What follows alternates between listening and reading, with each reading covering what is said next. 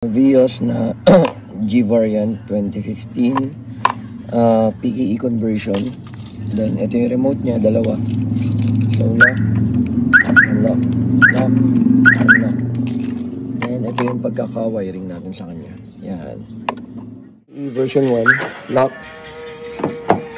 then unlock. Remote start, hold lock button 5 seconds. 2, 3, 4, 5. Yan, mag-i-start na siya.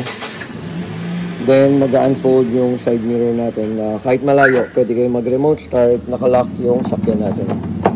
Halimbawa, force entry, binasag ang window, then binuksan ng pinto. Yan.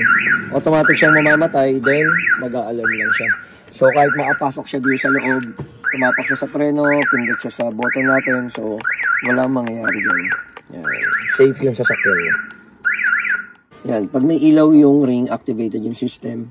Then isang press on yung head unit, dashcam kung meron, pwede kayo mag-charge. Then isang press ulit, on yung panel gauge, ma-access na yung window. Yan. Halimbawa,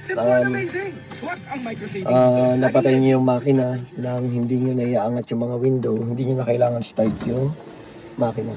Dalawang press sa button, access na yung window, then access na yung fan. Yan. Then isang press ulit off. Yan. Para mag-start siya, preno on trigger, tapak sa preno, then isang press sa button. Yan, start.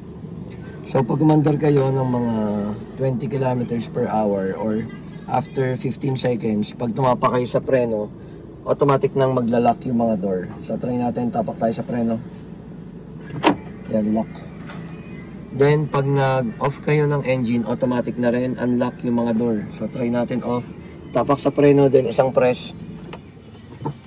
Yan, unlock. Lumayo ako, magla-lock.